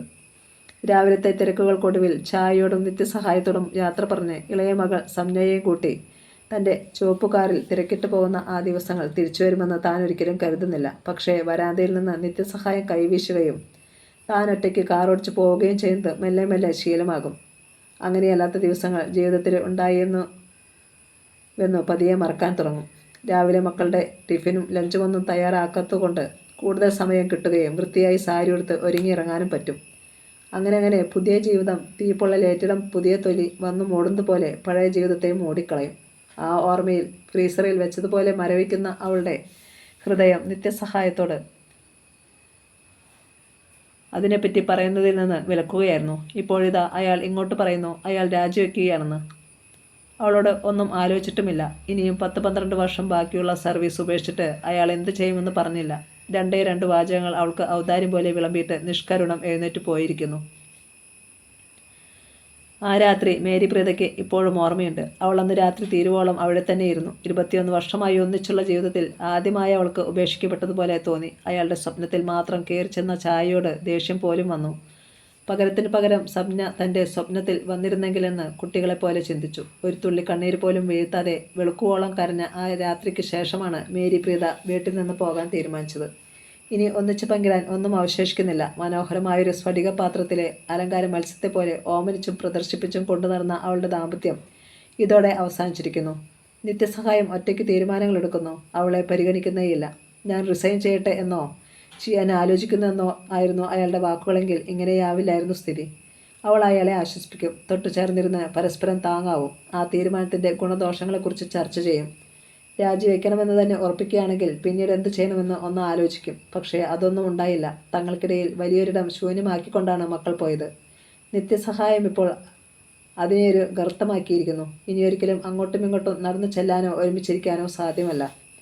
താൻ ഒറ്റയ്ക്കാണെന്നും നിത്യസഹായത്തിന് സ്വാതന്ത്ര്യം ആവശ്യമാണെന്നും തൻ്റെ വിലാപങ്ങളോ കരച്ചിലോ അയാളുടെ വഴികളിൽ തടസ്സമാവരുതെന്നും അന്ന് മേരി പ്രീത നിശ്ചയിച്ചു. 2 വാചകങ്ങൾ കൊണ്ടയാൾ സൃഷ്ടിച്ച ഗർത്തത്തിൻ്റെ ഒരറ്റത്തിരുന്ന് അവൾ വീട് വിട്ടു പോവാനുള്ള തീരുമാനം പിറ്റേന്ന് രാവിലെ തന്നെ നിത്യസഹായത്തെ അറിയിച്ചു. ഇന്നലെ രാത്രി താൻ ഡൈനിങ് റൂം വിടുമ്പോൾ ഇരുന്നിടത്ത് തന്നെ അതേ അവസ്ഥയിൽ മേരി പ്രീത ഇരിക്കുകയാണെന്ന് നിത്യസഹായം തിരിച്ചറിഞ്ഞതുപോലുമില്ല. തനിക്കിവിടെ തുടരാൻ പ്രയാസമാണെന്ന അവളുടെ വാക്കുകൾ അയാൾ സ്വാഭാവികമായി സ്വീകരിച്ചു. മനസ്സ് പറയുന്നത് പോലെ ചെയ്യൂ, അതുമാത്രമായിരുന്നു നിത്യസഹായത്തിൻ്റെ പ്രതികരണം. ഏതാനും ദിവസങ്ങൾക്ക് ശേഷം മേരി പ്രീത പോകുന്നതിൻ്റെ തലേ രാത്രി നിത്യസഹായം അവളോട് എന്താവശ്യമുണ്ടെങ്കിലും വിളിക്കാമെന്നും താൻ സഹായത്തിന് തയ്യാറായിരിക്കുമെന്നും പറഞ്ഞു. ആ വാഗ്ദാനം വിസ്മയങ്ങൾക്ക് ഉതകാത്ത കാലഹരണപ്പെട്ട നാണയം പോലെ മേരി പ്രീതയ്ക്ക് തോന്നി. ഇത്രയും വർഷങ്ങൾ പ്രണയഭരിതമെന്നും പിരിയാൻ പറ്റാത്തതെന്നും വിശ്വസിച്ചിരുന്ന നമ്മുടെ ജീവിതം എന്തൊരു വിഡ്ഢിത്തമായിരുന്നു അല്ലേ? ഒരു സൂചിത്തുമ്പ് കൊണ്ടുള്ള കുത്തിൽ തന്നെ കാറ്റൊഴിഞ്ഞു പോയ വർണ്ണബലൂൺ. നിത്യസഹായം തുടർന്ന് പറഞ്ഞ വാക്കുകൾ കേട്ടപ്പോൾ അവൾക്ക് നൊന്തില്ല. അത് സൂചിമുന കൊണ്ടുള്ള കുത്തല്ല, ചവിട്ടി അരക്കിലായിരുന്നല്ലോ എന്ന് മാത്രം അവൾ ഓർത്തു. അവിടെ നിന്നിറങ്ങിയതിനു ശേഷം പൂനെയിൽ ഇപ്പോൾ താമസിക്കുന്ന ആശ്രമത്തിലെത്തുന്നതുവരെ മേരി പ്രീത ഒരുപാട് അലഞ്ഞിട്ടുണ്ട്. അതൊന്നും സുഖകരമായ അനുഭവങ്ങളുമായിരുന്നില്ല. പക്ഷേ താൻ സ്വസ്ഥതയാണെന്ന് നടിക്കാൻ അവൾ അപ്പോഴും ശ്രമിച്ചിരുന്നു. അതുവരെ നമ്മളോ ഞങ്ങളോ ആയിരുന്നതിനാൽ ഒന്നിനെ പരിത്യജിക്കുമ്പോഴാണ് ഞാൻ എന്ന ബോധം ഏറ്റവും തെളിഞ്ഞു വരുന്നതെന്ന് അവൾക്ക് മനസ്സിലായി. അതുകൊണ്ട് തനിക്ക് നിത്യസഹായത്തിൻ്റെ കൂട്ട് വേണമെന്നും ബ്രൂട്ടിൻ്റെ ഗന്ധം കലർന്ന അയാളുടെ വിയർപ്പ് മണം അറിയണമെന്നും ചില നേരങ്ങളിൽ തീവ്രമായുണ്ടാവുന്ന ഇച്ഛയെ ഞാൻ എന്ന് സ്വയം ഉരുവിട്ടും തന്നെക്കുറിച്ച് മാത്രം ചിന്തിച്ചും അവൾ കഴുത്തു ഞെരിച്ചു കൊന്നു. ആദ്യമൊക്കെ അത് എളുപ്പമായിരുന്നു. പക്ഷേ നാളുകൾ കഴിയുന്തോറും പരിത്യജിച്ചതിൻ്റെ മൂല്യം അവൾക്ക് അവഗണിക്കാൻ വയ്യാത്ത വിധം പെരുകി വന്നു. താൻ നിത്യസഹായത്തെ പോരരുതായിരുന്നുവെന്ന് അവൾക്ക് തോന്നാൻ തുടങ്ങി. അയാളുമായുള്ള ബന്ധം പുനഃസ്ഥാപിക്കാൻ വേണ്ടി മാത്രം അവൾ അയാൾക്ക് ഓരോ ആവശ്യവുമായി കത്തുകൾ അയക്കാൻ തുടങ്ങി. തൻ്റെ ചെറിയ മുറിയിലെ ഇരുമ്പുകട്ടിലിൽ പലപ്പോഴും അയാൾ തനിക്കരികിൽ പുറംതിരിഞ്ഞ് ഉണർന്നിരിക്കുന്നുണ്ടെന്ന തോന്നലിൽ മേരി പ്രീത ഞെട്ടിയുണരാൻ തുടങ്ങിയത് പിന്നെയും കുറേ കഴിഞ്ഞാണ്. രതിവേഴ്ചയ്ക്ക് ശേഷം നിത്യസഹായം കാലുകൾ നിലത്തേക്ക് തൂക്കിയിട്ട് ചുമലുകൾ താഴ്ത്തി കൈകളിൽ മുഖം താങ്ങി കിടക്കയിൽ ഏറെ നേരം ഇരിക്കുമായിരുന്നു. ഇന്ന് ഒട്ടും ശരിയായില്ലെന്ന് വിഷമിച്ചിരിക്കുകയായിരിക്കുമോ എന്ന് അപ്പോഴൊക്കെ അവൾ കുസൃതിയോടെ ഓർക്കും. പുതപ്പിനിടയിലൂടെ അയാളുടെ പിൻഭാഗത്തിൻ്റെ വെണ്മ നോക്കി ഉറങ്ങാതെ കിടക്കുന്നത് മേരി പ്രീതയ്ക്ക് ശീലമായിരുന്നു. വർഷങ്ങൾ ചെന്നതോടെ കിടക്കയിലെ വിജയപരാജയങ്ങൾക്ക് വലിയ പ്രസക്തിയില്ലാതാവുകയും അതൊരു ചടങ്ങ് മാത്രമാവുകയും ചെയ്ത കാലത്ത് പോലും എത്രയോ നേരം അങ്ങനെ ഇരുന്നിട്ടാണ് അയാൾ ഉറങ്ങാൻ കിടക്കുക. അയാളുടെ നഗ്നമായ പുറം നോക്കി കിടക്കുമ്പോഴാണ് തൻ്റെ ശരീരം ശരിക്കും അതിൻ്റെ മൂർച്ച അറിയുന്നതെന്ന് അവൾക്കപ്പോൾ തോന്നാറുണ്ടായിരുന്നു. വീണ്ടും അതേ തോന്നലുകൾ. നിത്യസഹായത്തെ കണ്ടിട്ട് വർഷങ്ങളായിരിക്കുന്നു. പൂനെയിലെത്തിയതിനു ശേഷം സംസാരിച്ചിട്ട് പോലുമില്ല. അയാൾക്കിപ്പോൾ വയസ്സായിരിക്കും. കൂടുതൽ മെലിയുകയോ തടിക്കുകയോ ചെയ്തിരിക്കും. അവൾ അയാളെ കാണണമെന്ന് ആഗ്രഹിച്ചപ്പോഴൊക്കെ തൻ്റെ ശരീരം മനസ്സിനെ വഞ്ചിക്കുകയാണെന്ന് ഭയക്കുകയും ചെയ്തു. ഛായയും സബ്നയും പഴയ ചിത്രങ്ങൾ പോലെ മങ്ങിപ്പോകുന്നതും അവളെ വേദനിപ്പിച്ചു. അവരെക്കുറിച്ചുള്ള ഓർമ്മകളിൽ സദാ നൊന്ത് പിഴയണമെന്നാണ് അവൾ ആഗ്രഹിച്ചത്. വേദന കുറഞ്ഞതായി തോന്നിയാൽ അതേ മുറിവുകളിൽ മാന്തിക്കീറി പിന്നെയും നൊന്തു നീറി പുളയണം. അവൾ ഏറെക്കാലം അതേ മാർഗമാണ് പരിശീലിച്ചിരുന്നത്. പക്ഷേ ഇപ്പോഴവൾ വേദനിക്കുന്നത് നിത്യസഹായത്തെ ഓർത്താണ്. എനിക്ക് എൻ്റെ കട്ട് ഗ്ലാസുകൾ അയച്ചു തരൂ, എനിക്ക് അടുക്കള അലമാരിയിലെ സ്റ്റീൽ പാത്രങ്ങൾ അയക്കൂ എന്നൊക്കെ പറയുന്നതിന് പകരം അധികം വൈകാതെ അവൾ എനിക്ക് എൻ്റെ വീട് തിരിച്ചു തരൂ, ഞാൻ വരുമ്പോൾ എനിക്കായി വീട്ടിൽ കാത്തു നിൽക്കൂ, പരസ്പരം പരിത്യജിച്ചുകൊണ്ടുള്ള ജീവിതം നമുക്ക് അവസാനിപ്പിക്കാം എന്ന് തീർച്ചയായും എഴുതിയാനെ. പക്ഷേ ഇനി അതൊന്നും നടക്കില്ല. എല്ലാ സാധ്യതകളും അവസാനിപ്പിച്ചുകൊണ്ട് നിത്യസഹായം അവളിൽ നിന്ന് പിന്നെയും ഒളിച്ചു കടന്നിരിക്കുന്നു. അനാവശ്യമായി പരസ്പരം ഏൽപ്പിച്ച വികാരക്ഷതങ്ങൾക്ക് മാപ്പ് പറയാനും മാപ്പ് കൊടുക്കാനുമുള്ള അവസരം പോലും തരാതെ. അവരുടെ പഴയൊരു കുടുംബ സുഹൃത്തായിരുന്നു മരണവാർത്ത മേരി പ്രീതയെ അറിയിച്ചത്. അയാൾ തന്നെയായിരുന്നു നിത്യസഹായത്തെ പരിശോധിച്ച് മരണം സ്ഥിരീകരിച്ചതും. പോസ്റ്റ്മോർട്ടത്തിൻ്റെ നടപടിക്രമങ്ങൾക്കായി ശരീരം നീക്കുന്നതിനിടയിൽ തന്നെ ആ ഡോക്ടർ നിത്യസഹായത്തിൻ്റെ ഫോണിൽ നിന്ന് മേരി പ്രീതയുടെ നമ്പർ കണ്ടെടുക്കാൻ ശ്രമിച്ചു. അത് കിട്ടാതെ വന്നപ്പോഴാണ് അയാൾ മെയിൽ അയച്ചത്. രാവിലെ അയച്ച കത്ത് ആശ്രമത്തിലെ സന്ധ്യാപ്രാർത്ഥനയ്ക്ക് തൊട്ടു മുമ്പ് മാത്രം കാണുകയും വായിക്കുകയും ചെയ്ത മേരി പ്രീത പ്രാർത്ഥന മുടക്കിയില്ല. പക്ഷേ തിരിച്ചു സ്വന്തം മുറിയിലെത്തിയതോടെ അവൾക്ക് താൻ ആ പഴയ രാത്രിയിലാണെന്ന് തോന്നാൻ തുടങ്ങി. ഞാൻ ഛായയെ സ്വപ്നം കണ്ടുവെന്ന് നിരാർദ്ധമായി പറഞ്ഞ് നിത്യസഹായം തനിക്ക് എതിർവശത്തിരിക്കുന്നു. അന്ന് രാത്രി മുഴുവൻ അവൾ കണ്ണീരില്ലാതെ ഉറക്കം വിളിച്ചിരുന്നു. പുലർച്ചെ നാട്ടിലേക്കുള്ള ടിക്കറ്റ് എടുക്കാനുള്ള ഏർപ്പാടുകൾക്കായി അവൾ ആശ്രമത്തിലെ മാനേജറുടെ വാതിൽക്കൽ തട്ടി. ഇത്ര രാവിലെ എന്താ എന്ന അവളുടെ അതിശയത്തിന് നേരെ എൻ്റെ ഭർത്താവ് മരിച്ചു, എനിക്ക് പോകണം എന്ന് വികാരങ്ങളില്ലാതെ പറഞ്ഞു. അടഞ്ഞുകിടന്ന ഗേറ്റ് തള്ളിത്തുറന്ന് പുല്ലു പടർന്ന വഴിത്താരയിലൂടെ മുറ്റത്തെത്തി മേരി പ്രീത. അവൾ വളർത്തിയിരുന്ന പഴയ തോട്ടമൊക്കെ കാട് മൂടിക്കഴിഞ്ഞു.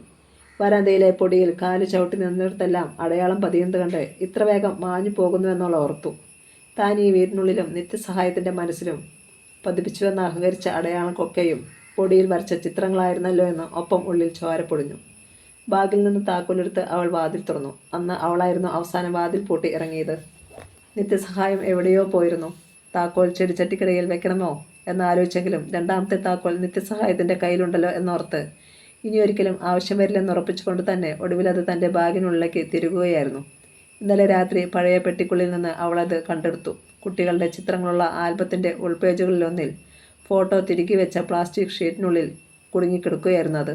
2 വയസ്സുള്ള ചായയെ എടുത്ത് നിത്യസഹായം നിൽക്കുന്ന ചിത്രം. അവരാദ്യം താമസിച്ചിരുന്ന വീടിൻ്റെ മുറ്റത്ത് നിന്ന് എടുത്തത്. ഫോട്ടോ നിറം മങ്ങിയിരിക്കുന്നു. എന്നിട്ടും ചായ ഇട്ടിരിക്കുന്ന ലാവൻഡർ നിറ ഉടുപ്പ് മേരി പ്രീതയ്ക്ക് തിരിച്ചറിയാനായി. അവളുടെ പിറന്നാളിന് താൻ സ്വയം തുന്നിയെടുത്ത ഉടുപ്പ്. വീടിനകത്തും പൊടിപടലങ്ങളായിരുന്നു. 10 വർഷത്തിന് ശേഷം അവൾക്കവിടം തീർത്തും അപരിചിതമായി തോന്നി. ഊണുമുറിയിലെ കസേരയിൽ നിശ്ചലയായിരിക്കുമ്പോൾ നിത്യസഹായത്തിനും തനിക്കുമിടയിലുള്ള ഗർത്തത്തിന് ആഴം കൂടുന്നതായും തിട്ടുകളിടിഞ്ഞ് താൻ അതിനുള്ളിലേക്ക് താഴുന്നതായുമുള്ള വിചിത്രമായ തോന്നൽ അവൾക്കുണ്ടായി. വീഴ്ചകൾക്കിടയിൽ അവളുടെ തല കറങ്ങുകയും എവിടെയൊക്കെയോ ദേഹം ശക്തമായി ഇടിക്കുകയും ചെയ്യുന്നുണ്ടായിരുന്നു. പക്ഷേ ഒട്ടും വേദനിക്കുന്നുണ്ടായിരുന്നില്ല. കഥ തുടരും.